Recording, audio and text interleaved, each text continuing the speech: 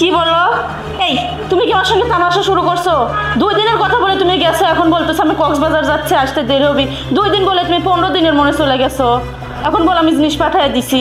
এই একটা মেয়ে মানুষের জীবনে কি শুধু জিনিসের প্রয়োজনই হয়, তার স্বামীর প্রয়োজন হয় না? আর তুমি কার কাছে কি পাঠাইছো? ও আচ্ছা ঠিক আছে, আর জলদি জলদি যেন আসা হয়, আমি পারবো না এইভাবে থাকতে।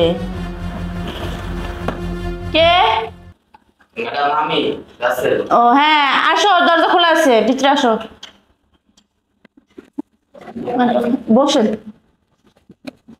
স্যার আপনার জন্য জিনিস পাঠাচ্ছি। ও স্যার বুঝে এগুলো পাঠাইছে? তাহলে স্যার কদিনের জন্য গেছে জানো? আমি তো জানি না, সঠিক বলে যায় না, আমার অফিসের দায়িত্ব দিয়ে গেছে। অফিসের দায়িত্ব দিলাম তো দিছে তো বুঝলাম, কিন্তু আসবে কবে সেটা কি বলে যায় নাই? ম্যাডাম আমাকে তো বলে না, আমি কি বলছি? আরে আমাকে কি বলবে, আমাকে তো 2 দিনের কথা বলে যা 15 দিন হয়ে গেছে, আজ আবার বলতেছে তার নাকি 2 দিন লেট হবে আবার আসতে।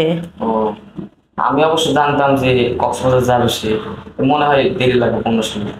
দেখো রাসেল, আমি তোমার কথা ওর মুখ অনেক শুনছি, কিন্তু তোমাকে কখন দেখা হয়নি। আর আজকে যেহেতু দেখা হলো, তাহলে দুজন তো একটু গল্প করতেই পারি। দেখো রাসেল, আমাদের বিয়ে হয়েছে মাত্র কয়দিন, আর তুমি তো সবই বোঝো। তোমার স্যার শুধু টাকার জন্য, নিজের ব্যবসা বাণিজ্যের কাজের জন্য বাইরে থাকে, সে কখনো আমার কষ্টটা বোঝেই না। আর যদি বুঝতো তাহলে তো কখনো বাইরেই যাইতো না। তো আমি বলি কি, তোমার নাম আমি অনেক শুনছি। দেখো মানে, মানে ম্যাডাম আপনি কি বলে যাচ্ছেন? মানে কি, তুমি কি কিছুই বোঝো না? আর এই ফাঁকা বাড়িতে একটা ছেলে আর একটা মেয়ে কি করতে পারে? ম্যাডাম চলো না। আচ্ছা ঠিক আছে ম্যাডাম, যদি কেউ জানে ভালো হয়। আর কেউ জানবে না, যেখানে আমি আর তুমি। আর এটা তো সারা দিন রাত লাগবে না, শুধু একটু কিছুক্ষণই তো। চলো।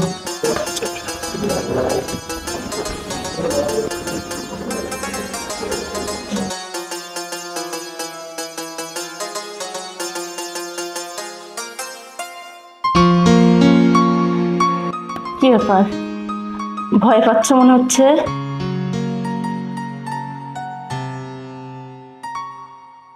ভয় কিসের? আর এত শরম কি? একবার কাছে আসলেই তো সব শেষ। তাহলে কি জি।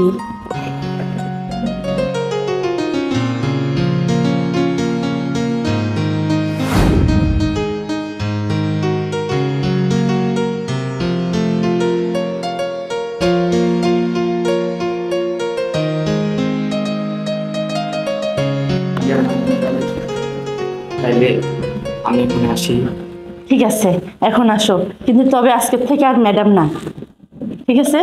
আচ্ছা ম্যাডাম, আবার যদি স্যার যদি জানে ভালো হয়।